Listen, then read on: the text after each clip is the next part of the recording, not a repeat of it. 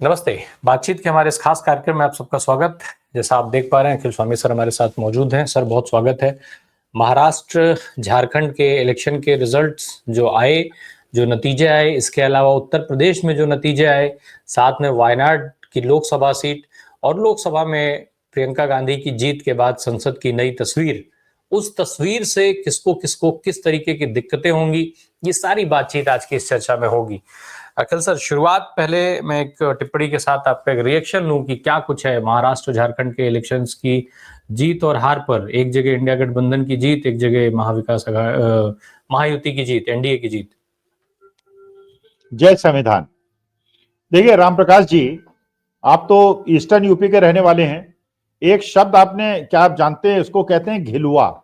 पता है आपको घिलुआ क्या होता है? पता है ना? तो जी जी। महाराष्ट्र का इलेक्शन जो है वो तो है हाथी, और झारखंड जो है वो पूंछ थमा दी है अपोजिशन को, और इसको भी 6 महीने में ये लोग ले लेंगे, दल बदल करा के ले लेंगे। तो अभी तो उन्होंने अडानी जी का रास्ता प्रशस्त किया है महाराष्ट्र के अंदर, जिससे उनके धारावी का प्रोजेक्ट न रुके। बाकी इंफ्रास्ट्रक्चर के महाराष्ट्र के अंदर जितने प्रोजेक्ट लिए हैं, जो महाराष्ट्र की सारी इंडस्ट्रीज को गुजरात ले जाने का प्रपंच है, वो तो राजीव कुमार की कृपा से महाराष्ट्र को इन्होंने सौंप दिया है। और झारखंड इनको, जैसे हरियाणा और जम्मू कश्मीर का जब चुनाव हुआ, भाई जम्मू कश्मीर में तो आज की तारीख में यूनियन टेरिटरीज हैं, लेफ्टिनेंट गवर्नर उसके किंग हैं, और lieutenant governor Bharatiya Janata party के हैं।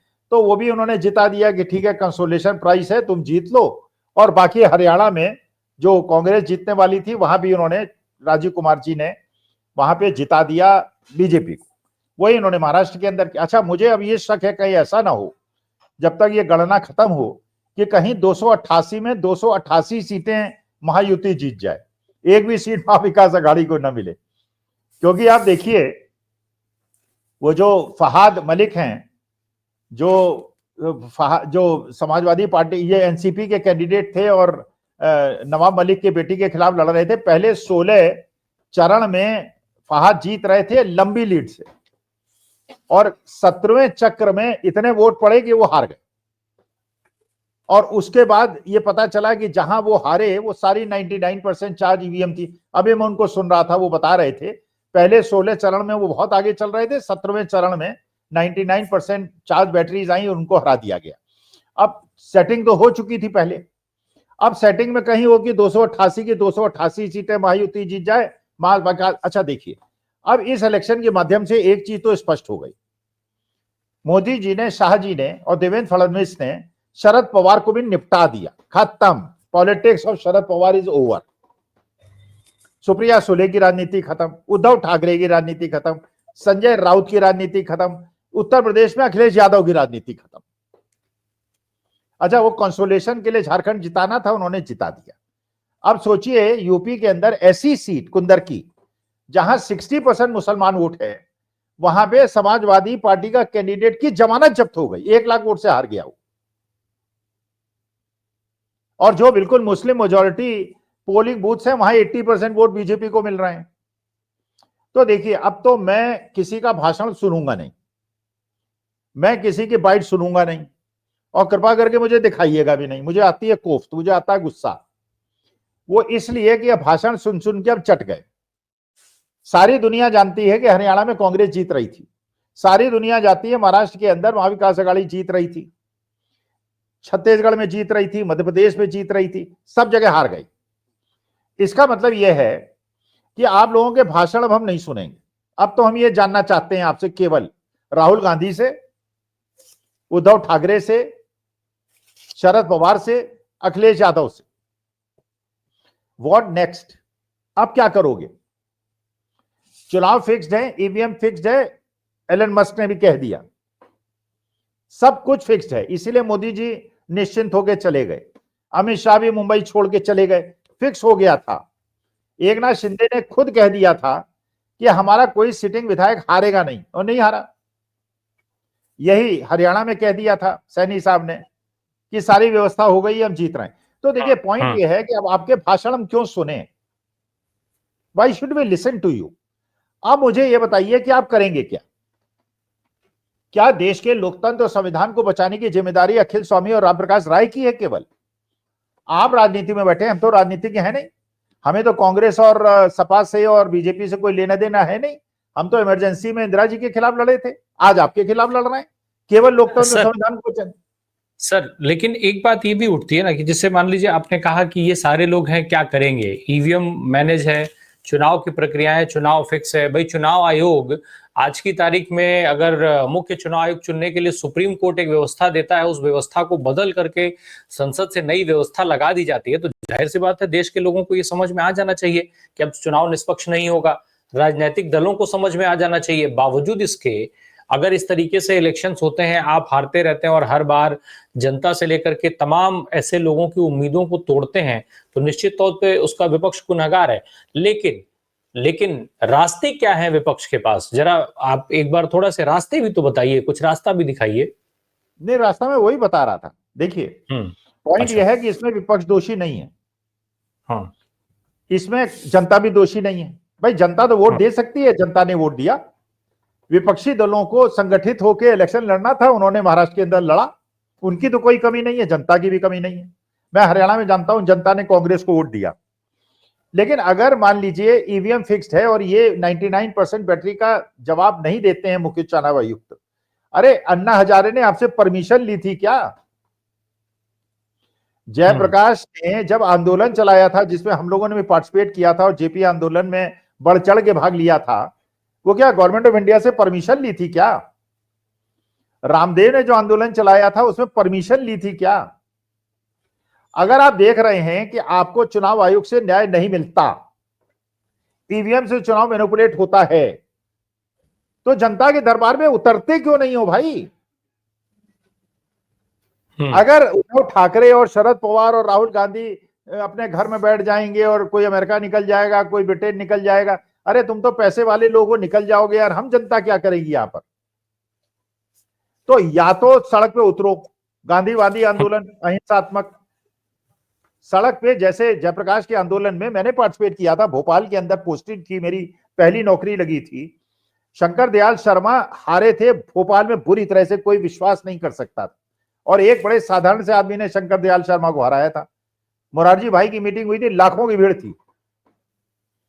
अगर जनता के दरबार में अन्ना हजारे और जयप्रकाश जैसा आंदोलन तुम नहीं चला सकते, तो धिक्कार है तुम्हारी राजनीति का। मैं ये नहीं कह रहा हूं कि तुम चुनाव में तुमने मेहनत नहीं की, मैं दोष भी नहीं निकाल रहा हूं। मैं ये कह रहा हूं कि अगर चुनाव में सब कुछ करने के बावजूद तुम चुनाव हार जाते हो, और ईमानदारी से तुम जीत सकते थे लेकिन बेईमानी से तुम्हें हराया जाता है, तो अगर तुम्हें चुनाव आयोग से न्याय नहीं मिल रहा है, सुप्रीम कोर्ट से न्याय नहीं मिल रहा है, तो जनता की अदालत में क्यों नहीं उतरते हो? और नहीं उतरते हो तो हमारा समय क्यों खराब करते हो? चुनाव को लेकर के जिस तरीके की बात हो रही है, चुनाव दर चुनाव सवाल, सर हम हर चुनाव के रिजल्ट के बाद इन्हीं चीजों पर चर्चा करते हैं।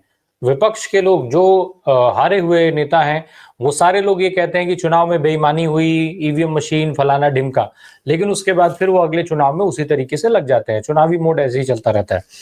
राहुल गांधी को लेकर के आपने चर्चा की सर, आज हर आदमी राहुल गांधी की चर्चा कर रहा है, हर चुनाव के बाद ये चर्चाएं और बढ़ जाती हैं, और हर चुनाव के बाद एक और चीज देखी गई कि लोग कहते हैं कि राहुल गांधी ही एक ऐसे नेता हैं जो अपना काम सही तरीके से कर रहे हैं।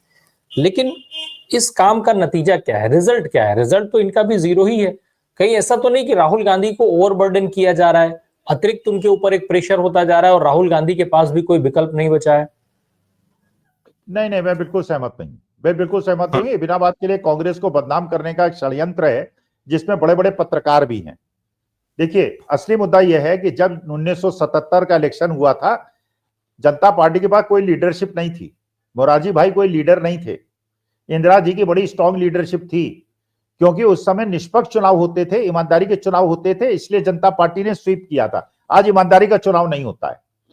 राहुल गांधी महाराष्ट्र में ज्यादा इसलिए नहीं गए क्योंकि वो कह रहे थे कि भाई उद्धव ठाकरे, नाना पटोले और शरद पवार जैसे दिग्गज नेता जिन्होंने पार्लियामेंट में अच्छा रिजल्ट दिया है, उनको क्षेत्रीय स्तर पर चुनाव लड़ाने दो। मैं क्यों वहां जाके सेंट्रल लीडरशिप और राहुल गांधी की इमेज को वहां पे थोपूं? अगर शरद पवार, उद्धव ठाकरे, नाना पटोले जैसे बड़े नेता जो ईमानदारी से चुनाव जीतना चाहिए था जिन्हें, अगर वो नहीं, तो राहुल गांधी को और कांग्रेस का दोष कैसे दे देंगे आप? लेकिन फिर कैसे वेणुगोपाल को दोष दे देंगे?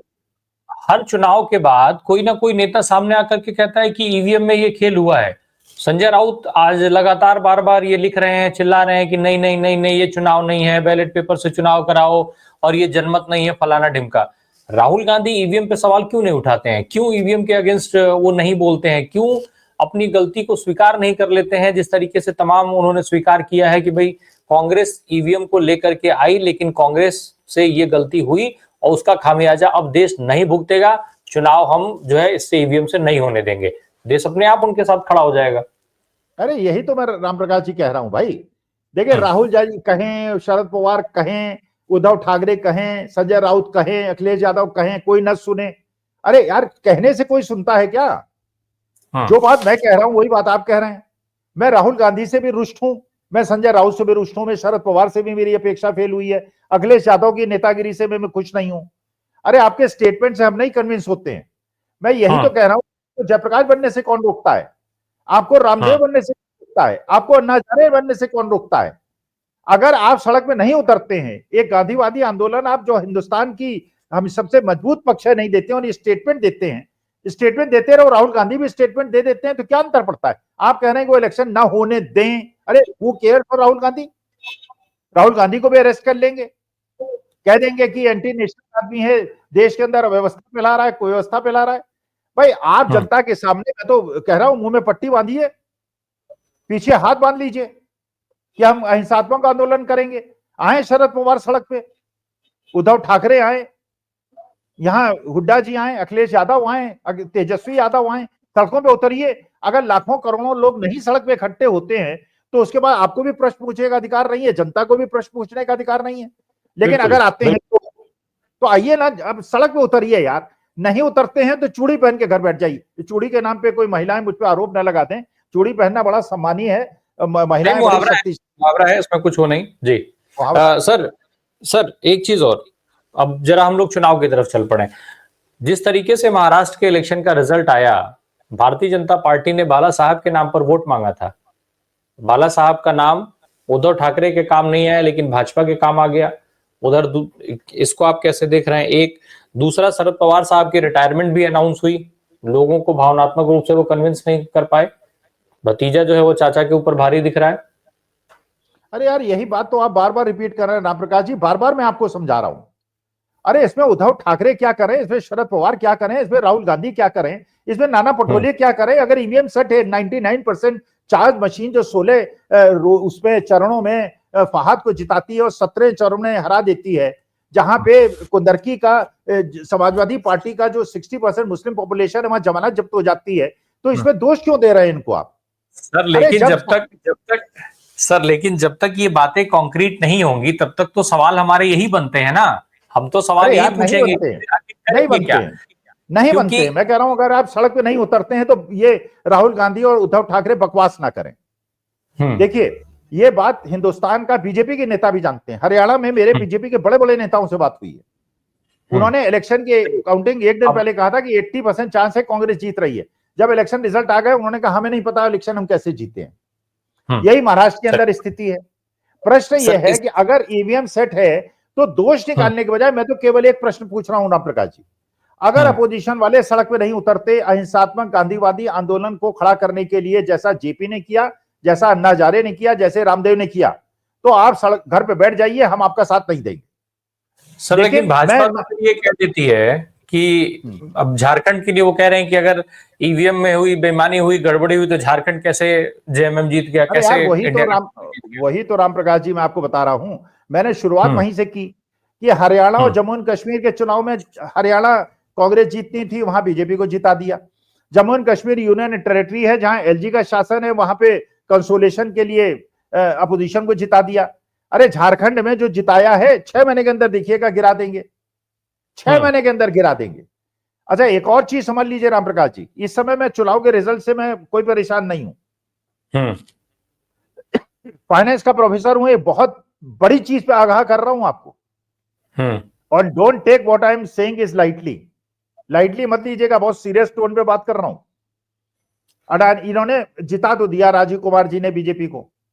अब महाराष्ट्र के सारे प्रोजेक्ट, इंफ्रास्ट्रक्चर प्रोजेक्ट लिए, वो अडानी जी ने ले तो लिए हैं। धरावी भी रीडेवलपमेंट ले लिया, सारे इंफ्रास्ट्रक्चर प्रोजेक्ट ले लिए, फलाने ले लिए, ढिकाने ले लिए। प्रोजेक्ट कंप्लीट करने के लिए पैसे की जरूरत होती है, और पैसे आते हैं केवल दो सोर्स से, एक आता है लोन से और एक आता है इक्विटी से। यह जो अमेरिकन कोर्ट ने सम्मन किया है, उसके बाद अब इनको इंटरनेशनल फाइनेंशियल इंस्टीट्यूशन से एक ढिल्ला नहीं मिलना है। अमेरिकन जो ये बॉन्ड ला रहे थे 22,000 करोड़ का, इन्हें विड्रॉ करना पड़ा। जो 2200 करोड़ की इन्होंने घूस दे दी वो तो घुस गई। श्रीलंका ने, बांग्लादेश ने, केन्या ने प्रोजेक्ट कर दिए कैंसिल, वहां भी प्रोजेक्ट घुस गए।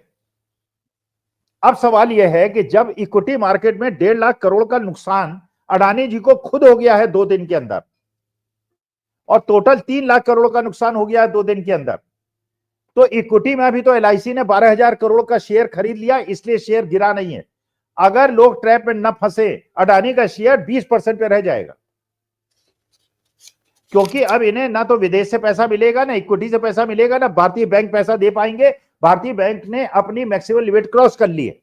तो महाराष्ट्र का चुनाव जिता के अडानी को प्रोजेक्ट दिला के मोदी जी ने अपना एक बहुत बड़ा समस्या अपने क्रिएट कर ली है। सारे प्रोजेक्ट दे दिए अडानी को, और अडानी पैसा, अरे आप राम प्रकाश जी 1,000 करोड़ का प्रोजेक्ट तो ले लीजिए, आपके चाचा मान लीजिए चीफ मिनिस्टर हो, अरे 1,000 करोड़ लाने पड़ेंगे ना कंप्लीट करने के लिए। ठेका ले लिया आपने, और लोन आपको कोई देता नहीं, इक्विटी आप रेज नहीं कर पाते, तो पैसा कहां से लाओगे? जो घर में पैसा रखा है वो भी डूब जाएगा। प्रोजेक्ट का कंप्लीशन इंपॉर्टेंट होता है, और आज के तारीख में केन्या के अंदर जो हमारी रेपुटेशन है, श्रीलंका में है, बांग्लादेश में है, अमेरिका में है, कनाडा में है, पैसा रेस कहां से करोगे? कौन देगा पैसा? बताइए कौन देगा पैसा? जब पैसा नहीं देखोगे तो ये रिडेवलपमेंट प्लान जो तुम्हारा धरावी का प्रोजेक्ट कंप्लीट कैसे होगा? 3 लाख करोड़ का नुकसान हुआ है 2 दिन के अंदर, और पहले दिन जब शेयर मार्केट केवल 0.5% गिरा था, अडानी जी की कंपनी इसके शेयर 17% गिरे थे। अगले दिन जब शेयर मार्केट 2.5% बढ़ा, 2.5%, रिलायंस के शेयर 3.5% बढ़े। अडानी की 7 कंपनियों में 5 शेयर बढ़े और 2 गिरे। इसके बावजूद कि 12,000 करोड़ की खरीदारी एलआईसी ने अडानी की कंपनियों में की, और जो 2 गिरे वो कौन से थे? अडानी पावर और अडानी ग्रीन एनर्जी। इसका मतलब यह है कि अडानी ग्रीन और अडानी पावर जो सबसे बड़े इंफ्रास्ट्रक्चर प्रोजेक्ट्स हैं, उनको पैसा मिलना बंद हो गया है। ये कंप्लीट कैसे होंगे? तो अब कंप्लीट नहीं होंगे तो हाँ जी बात, तो पैसा आएगा कहां से? अच्छा, जब पैसा आएगा नहीं और इक्विटी मार्केट टूट गया, और अभी तो एलआईसी बचा रही है इनको, खरीद के गिरने नहीं दे रही है, उसके बाद अडानी जी के पास पैसा कहां से आएगा? और कहां से इतने लंबे जो प्रोजेक्ट आपने उठा लिए हैं अपने सिर पे, इनको कंप्लीट कैसे करोगे? एक चीज तो समझ में आ गई सर कि जो भारतीय इन्वेस्टर, जो भारत के लोग, जो आम जनता एलआईसी में पैसा लगा रही है, वो पैसा तो उसका खतरे में आ गया। जो आपने जो बात अभी कही है, ये कम से कम ये क्लियर हो रहा है कि आपका ये पैसा खतरे में आ गया। दूसरा, एक चीज मुझे जरा सर ये भी समझा दीजिए कि फिर अब क्या विकल्प बचते हैं मोदी जी के पास? क्या विकल्प बचते हैं? क्योंकि याद है कि बांग्लादेश में जब इतनी बड़ी घटना हुई सत्ता परिवर्तन की, तो उसके बाद यहाँ के नियम चेंज करके अडानी जी की बिजली को जबरन खरीदवाया गया। तो अब अडानी जी की उस भरपाई के लिए क्या करेंगे आखिर मोदी जी? देखिए, अगर मैं मोदी जी की जगह होता, अगर मैं देश का प्रधानमंत्री होता और अडानी जी मेरे अभिन्न मित्र होते, मैं राजीव कुमार से कह के महाराष्ट्र का चुनाव महागठबंधन को जितवा देता, अगाड़ी को जितवा देता। इसलिए ये इतनी बड़ी परेशानी अमेरिका ने क्रिएट कर दी है। You are not understanding the gravity of the situation. जो 2 अधिकारियों ने एफबीआई और एसईसी के इस केस की इंक्वायरी 2.5 साल में की है, 2.5 साल, वो दोनों अधिकारी इंडियन ओरिजिन के हैं, और उनका कहना यह है कि अगर कोर्ट ने सम्मन किया है तो आना तो पड़ेगा, क्योंकि प्रत्यार्पण संधि है, वहां जाना पड़ेगा। इंडियन, अच्छा एक और चीज आपको शायद नहीं पता होगी, अभी सेबी ने भी इंक्वायरी शुरू कर दी है कल, क्योंकि सेबी भी अपनी स्किन नहीं बचा पा रही है। क्योंकि कल अमेरिकन कोर्ट्स ने अगर सेबी को भी सम्मन कर लिया, कि जब हिडनबर्ग ने कहा था, जब सब लोगों ने कहा था हमने जॉर्ज सोरोस करके उसको बदनाम कर दिया, अरे हमारे पास तो 2.5 साल से हमने एविडेंस इकट्ठा किया है, डॉक्यूमेंटल एविडेंस है उनके पास, कहते हैं। सच है कि झूठ मुझे नहीं पता। वो ये कहते हैं कि जो गौतम अडानी जी के भतीजे हैं, उनके डॉक्यूमेंट्स उनके पास हैं, किस किस अधिकारी को कितना कितना पैसा घूस दी है, और ये 50 साल की सजा है अमेरिकन कोर्ट्स के वहां के कानून के अनुसार। तो अब आप सोचिए, सेबी इंक्वायरी कर रही है, ये इंटरनेशनल कोर्ट्स इंक्वायरी कर रहे हैं, विदेश से पैसा मिलेगा नहीं, इंडियन इक्विटी मार्केट टूट रहा है, सारे शेयर बढ़ रहा है, अडानी के शेयर गिर रहा है। पैसा आएगा कहां से? प्रोजेक्ट कंप्लीट कैसे होंगे? कौन देगा पैसा? रामप्रकाश जी देंगे क्या?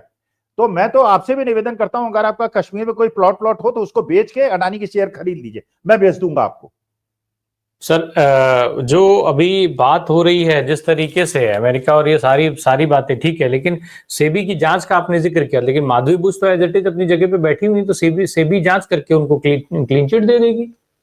अरे यार, सेबी की जांच से क्या अमेरिकन कोर्ट्स की जांच रुक जाएगी? 2.5 साल इन्वेस्टिगेशन किया है उन्होंने। अब सवाल इंडियन कोर्ट्स का और इंडियन चुनाव आयुक्त का नहीं है, यहाँ के आईएएस, अब तो आईएएस अधिकारी जिन्होंने घूस लिए उनका नाम भी उस डायरी में है, वो भी जेल जाएंगे, वो भी अपना बीपी चेक करा रहे होंगे, वो भी ईसीजी चेक करा रहे होंगे, क्योंकि अमेरिकन कोर्ट्स में उनके नाम है। रामप्रकाश जी आपका है कि नहीं पता नहीं है, जिसका अगर नाम है तो उन्हें पता होगा कि अगर 100 रुपए भी लिए हैं तो अमेरिका संबंध करेगा, आने जाने का टिकट का पैसा भी नहीं देगा, वो भी घर बेच के जाना पड़ेगा। तो इसलिए ये मत समझिए ये अमेरिकन कोर्ट्स हैं। अब उनको ये कहना 2.5 साल की इंक्वायरी हमारे, अच्छा हो सकता है कल छूट निकल जाए। अच्छा, हिडनबर्ग ने एक और स्टेटमेंट दे दिया, आपको शायद पता होगा, 1 हफ्ते के अंदर एक और बहुत बड़ा रहस्योद्घाटन हिडनबर्ग करने वाला है। अब आप जो है वो निकाल रहे हैं दोष कि वो ये क्यों नहीं कर रहे, वो स्टेटमेंट क्यों नहीं दे रहे, वो नॉन को। अरे यार, जब आपको पता है कि सैया भाई कोतवाल, जब सब जगह तो कोतवाल बैठे हुए हैं यार, हम तो कह रहे हैं केवल अगर जनता आपके वीडियो क्यों देखती है, यूट्यूब क्यों देखती है, वो गोदी मीडिया की क्यों नहीं देखती है? आपका जब प्रोग्राम चलता है लाइव तो 4000 देखते हैं, उनके यहाँ 50 देखते हैं, क्यों देखते हैं? आपसे आशा है। लेकिन जब उनकी आशा टूटती है तो जनता से ही तो हम गुहार लगा सकते हैं भाई, जब चुनाव आयोग सुनेगा नहीं। आपने समन की बात कर दी है सर, अंत में एक चीज मैं और समझ लूं आपसे, समन अडानी साहब के पहले एक और साहब को हुआ है जो देश की रक्षा के लिए बड़े मजबूत चेहरे के तौर पर वो कनाडा में हुआ है, वो कनाडा में हुआ है, वो कनाडा में हुआ है। नहीं, वो तो गृह मंत्री के लिए अजीत डोभाल साहब का नाम सर अमेरिका में भी तो है, वहां भी मामला अजीत डोभाल साहब भी वांछित है। एक और चीज रामप्रकाश जी, एक और चीज समझ लीजिए, पुष्टि कर लीजिएगा। हमारे प्रधान सेवक जिस देश में गए हैं, जिसकी 7.5 लाख की आबादी है, मैं उसको प्रोनाउंस नहीं कर पाता हूं, पपुआ गुना या पता नहीं क्या नाम है, उसके बगल में वो देश है जहां पे मेहुल चोकसी रहता है। बाकी आप समझदार हैं। जनता भी उतनी ही समझदार है सर, जनता हमसे ज्यादा समझदार है। जनता को पता है कि जब झारखंड की सीमाएं किसी दूसरे देश से न लगते हुए घुसपैठ हो सकती है, तो अगल बगल जिनकी सीमाएं चिपक रही हैं वहां पर क्या कुछ हो सकता है, ये तो जनता भी समझती है। बनाया जाता है यार, देखो ईवीएम करती है जो कुछ करती है, ये सब यही बात करने के लिए कि लाडली बहन था इसलिए जीत गए। लाडली बहन की वजह से नहीं जीते हैं, केवल राजीव कुमार जी की वजह से जीते हैं। चलिए, राजीव कुमार जो है वो उनको भी इतिहास के पन्नों में जरूर कहीं अगले प्रेसिडेंट ऑफ इंडिया उनको बनाना चाहिए। अच्छा, मतलब अभी केवल अभी कसर क्यों छोड़नी यार, पूरी कसर पूरी कर दो, हो सकता है उन्हें राष्ट्रपति बना दें, वो राष्ट्रपति मटेरियल हैं। अंत में दर्शकों की जानकारी के लिए एक चीज याद दिला दूं, अखिल स्वामी सर ने जो बात कही है राष्ट्रपति बनाने की, याद रखिए राष्ट्रपति के पास बहुत सारे ऐसे अधिकार हैं जिनमें जमीनों के अधिग्रहण करने की जरूरत नहीं है। अडानी जी इशारा कर दें, जमीन उनकी, मकानों पर इशारा कर दें, मकान उनकी, रेलवे पे इशारा कर दें, रेलवे उनका, मतलब जिस चीज पे हाथ रख दे अडानी जी उसको देने के लिए, राजा के इशारे पर चीजें उस तक उसको मुहैया कराई जा सके, इसके लिए वो पद ठीक है। और शायद मुझे लगता है वो लोग भी, राजीव कुमार भी उसके लिए परफेक्ट हैं, जिस हिसाब से अभी तक के सीन जो है वो दिख रहे हैं। बहुत बहुत धन्यवाद अखिल सर हमसे बात करने के लिए, और साथ में चुनाव को इस नजरिए से हमारे दर्शकों को समझाने के लिए भी, ये चुनाव परिणाम क्या है इसको ठीक से समझिए। Thank you so much sir.